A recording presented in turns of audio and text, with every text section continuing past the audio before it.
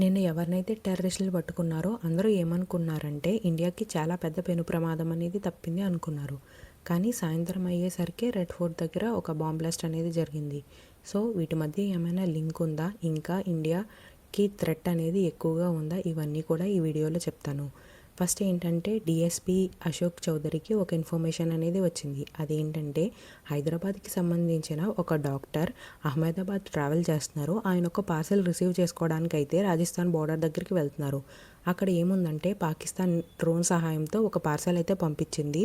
దానికి ఏంటంటే ఇండియాపై చేసే టెర్రరిస్ట్ అటాక్కి సంబంధించిన ఎక్స్ప్లోజన్స్ అన్నీ కూడా దాంట్లో ఉన్నాయన్నట్లు ఒక ఇన్ఫర్మేషన్ అయితే వచ్చింది. వెంటనే ఆయన అలర్ట్ అయ్యి ఏటీఎస్ని అలర్ట్ చేశారు. ఏదైతే యాంటీ టెర్రరిస్ట్ స్క్వాడ్ ఉందో వెంటనే అలర్ట్ అయ్యి ఫోన్ ట్యాపింగ్ ద్వారా అండ్ రేడియో సిగ్నల్స్ ద్వారా ఆయన్ని ఎక్కడున్నారో కనిపెట్టారు. ఆయన ఆల్మోస్ట్ అదిలాజ్ టోల్ ప్లాజా దగ్గర అయితే దొరికేశారు. అండ్ ఆయన కార్లో చాలా ఎక్స్ప్లోజన్స్ అయితే కూడా దొరికినాయి. 2 గ్లాస్ పిస్టల్స్ అండ్ అలానే 1 Barrett pistol and 30 live cartridges and అలానే ఒక 4 కేజెస్ ఆఫ్ క్యాస్ట్రాల్ ఆయిల్ అనేది దొరికింది. అసలు ఏంటి క్యాస్ట్రాల్ ఆయిల్ కూడా ఎంత మొత్తంలో ఎందుకు ఉంది, ఇవన్నీ కూడా డీటెయిల్స్ లాగడానికి అండ్ అలానే ఈయన ఫోన్ ఇంకా ఎవరికి చేశారో ఇవన్నీ కూడా డీటెయిల్స్ అన్నీ అయితే లాగారు. ఎప్పుడైతే ఈయన గట్టిగా అడిగేసరికి ఆయన ఏం చెప్పారంటే ఇంకో 2 పేర్లు కూడా చెప్పారు. వాళ్ళు ఎవరంటే సులైమాన్ షేక్ అండ్ అలానే మొహమ్మద్ సలీం, యూపీకి సంబంధించిన వాళ్ళని కూడా అరెస్ట్ చేసి ఇన్వెస్టిగేషన్ అనేది స్టార్ట్ చేశారు నిన్న. దాంట్లో ఏం తెలియదంటే వీళ్ళు ఎవరైతే ఉన్నారో వీళ్ళు అబూ ఖదీజాతో టెలిగ్రామ్లో చాట్ చేస్తున్నారు అండ్ అలానే కొన్ని వీడియోస్ కూడా సెండ్ చేసినట్టుగా ఉంది. సో అసలు ఏంటి ఈ వీడియోస్, అసలు ఎవరి గురించి పంపారంటే మెయిన్గా వీళ్ళు ఏంటంటే ఒక టెర్రరిస్ట్ ప్లాన్ అనేది చేస్తున్నారు. అండ్ వీళ్ళు ప్లేసెస్ కూడా చూశారు. ఒక 3 ప్లేసెస్ అనేది చూశారు. ఆ ప్లేసెస్ ఏంటంటే యూపీలో ఆర్ఎస్ఎస్ ఆఫీస్ ఒకటి, నెక్స్ట్ వెస్ట్ ఢిల్లీలో ఆజాద్ మండీ ఒకటి, ఎక్కువ మంది హిందూస్ ఉంటారు దీంట్లో. అండ్ అలానే అహ్మదాబాద్లో నరోడా ఫ్రూట్ మార్కెట్ ఒకటి, అక్కడ కూడా ఏంటంటే చాలా రద్దీ ప్లేసెస్.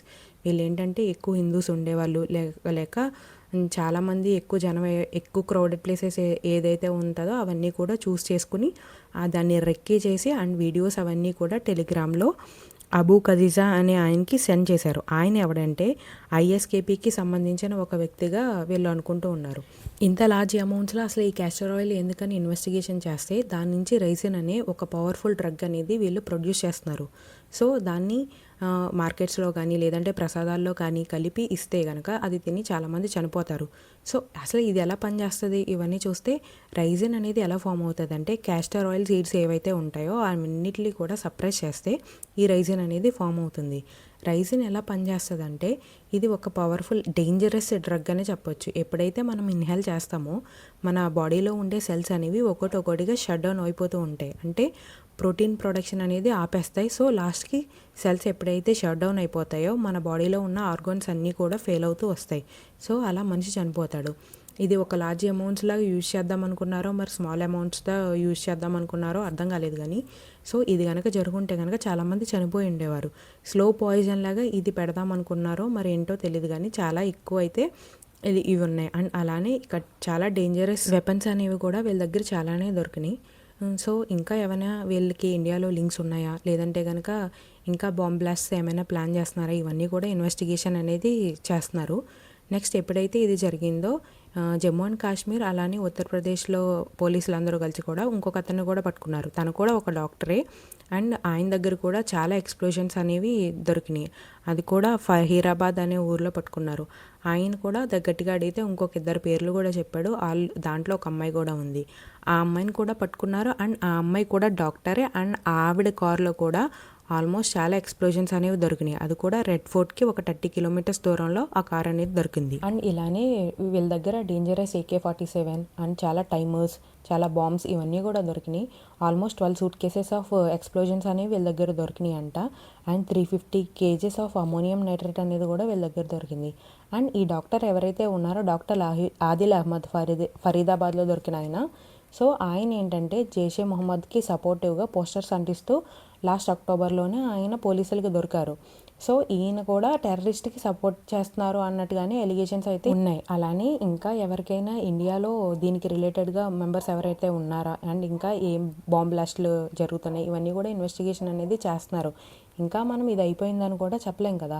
అండ్ ఇంకొకటి ఏంటంటే నిన్నే చాలామంది చాలా చెప్పారు, ఇండియాకి పెద్ద పెను ప్రమాదం అనేది తప్పింది, ఇదంతా పట్టేసుకున్నారు, ఇదంతా అయిన సాయంత్రానికి అరౌండ్ 6:42 PM ఆ టైంకి ఢిల్లీలో ఒక బ్లాస్ట్ అనేది జరిగింది. అది కూడా ఒక కార్, I-20 కార్ ఒక సిగ్నల్ దగ్గర బాంబ్ బ్లాస్ట్ అనేది జరిగింది, రెడ్ ఫోర్ట్ దగ్గరలో ఉన్న సిగ్నల్ దగ్గర. సో అందరూ ఏమనుకున్నారంటే ఫస్ట్ ఈ కార్ అనేది పేలింది, చాలామంది బాంబ్ బ్లాస్ట్ ఎక్స్పర్ట్స్ చెప్తున్నారు, కానీ ఇంకా ఇన్ఫర్మేషన్ అయితే లేదు. ఎందుకంటే ఒక సిలిండర్ పేలుంటే కనుక అంత పెద్దగా బ్లాస్ట్ అనేది జరగదు. ఆల్మోస్ట్ ఒక 20 కార్స్ అనేవి ఎఫెక్ట్ అయ్యి చాలామంది చనిపోయారు. అండ్ అలానే 150 మీటర్స్ ఉన్న వరకు కూడా ఇదంతా ఎఫెక్ట్ అయింది. అండ్ అలానే ఏదైతే కార్ డోర్ ఉందో అది కూడా ఒక 250 మీటర్స్ వరకు కూడా వెళ్ళిపోయిందంట. సో ఈ సిలిండర్ పేలితే అంత ఎఫెక్ట్ ఉంటుందా అంటే అది చెప్పలేం కదా. అలానే అమిత్ షా గారు కూడా రియాక్ట్ అయ్యి సిలిండర్ వల్లే ఇది పేలిందంటే నేను నమ్మను, అండ్ దీనికి రీజన్స్ ఏంటో కూడా మేము వెంటనే కనిపెడతామన్నట్టుగా ఆయన చెప్పారు. అండ్ అలానే ఆయన NIA క్రైమ్ బ్రాంచ్తో సహా బ్యాక్ టు బ్యాక్ మీటింగ్స్ జరుగుతూనే ఉన్నాయి. సో ఇది ఆయన 3 ప్రెస్ మీట్స్లో కూడా చెప్తూనే వచ్చారు. ఎవరైతే ఈ కార్ ఓనర్ ఉన్నారో కూడా ఆయన కూడా నాకేం సంబంధం లేదు, వేరే ఎవరో అమ్మింది, దానికి నా రిజిస్టర్డ్ నెంబర్ ఉంది అన్నట్టుగా ఆయన చెప్పారు. నెక్స్ట్ అది కూడా ఇన్వెస్టిగేషన్ అనేది జరుగుతుంది. కాకపోతే ఇప్పుడు ఏంటంటే ఢిల్లీ, హైదరాబాద్, ముంబై ఇవన్నీ కూడా హై అలర్ట్ జోన్ కింద డిక్లేర్ చేశారు. అండ్ ఏవైతే ఢిల్లీ వెహికల్స్ని రానివ్వట్లేదో అలానే మెట్రోస్ ఇవన్నీ కూడా ఆపేశారు. సో ఇంకా మనకి ఇదంతా అయిపోయిందా అంటే ఇది చెప్పలేం. ఇంకా ఎక్స్ప్లోజన్స్ అనేవి ఎక్కడ పేలుతాయి ఇవన్నీ కూడా చాలా సస్పెన్స్గానే ఉంది. సో ఏ ఇన్ఫర్మేషన్ వచ్చినా కూడా నేనైతే మీకు మళ్ళీ ఇంకో వీడియో ద్వారా చెప్తాను. చదువుకున్న డాక్టర్సే ఎలా చేస్తున్నారంటే అసలు ఏమనాలో కూడా అర్థం కావట్లేదు. ఇన్నాళ్ళు టెర్రరిస్టులు అంటే ఏమీ చదువుకోలేని వాళ్ళు, అలానే చిన్న చిన్న జాబ్స్ చేసుకునే వాళ్ళు అనుకునే వాళ్ళం. బట్ ఇప్పుడు మంచి పొజిషన్లో ఉన్న వాళ్ళు కూడా ఇలానే చేస్తున్నారు. ఇప్పుడు వాళ్ళకి ఈ బాంబ్ బ్లాస్ట్కి ఏమైనా సంబంధమా ఉందా అంటే ఇంకా అఫీషియల్గా ఏది ఇన్ఫర్మేషన్ రాలేదు. ఒకవేళ వస్తే నేను మీకు మళ్ళీ వీడియో చేస్తాను. ఆ వీడియో మీరందరూ చూడాలంటే నా ఛానల్ని సబ్స్క్రైబ్ చేయండి ప్లీజ్. లైక్ చేయండి, షేర్ చేయండి, సబ్స్క్రైబ్ చేయడం మాత్రం మర్చిపోకండి. అండ్ అలానే కొంచెం రద్దీగా ఉన్న ప్లేసెస్ని అయితే ఈ మ్యాటర్ కొంచెం సెటిల్ అయ్యే వరకు కూడా అవాయిడ్ చేయండి. సో కొంచెం సేఫ్గా ఉంటాం కదా. Thanks for watching.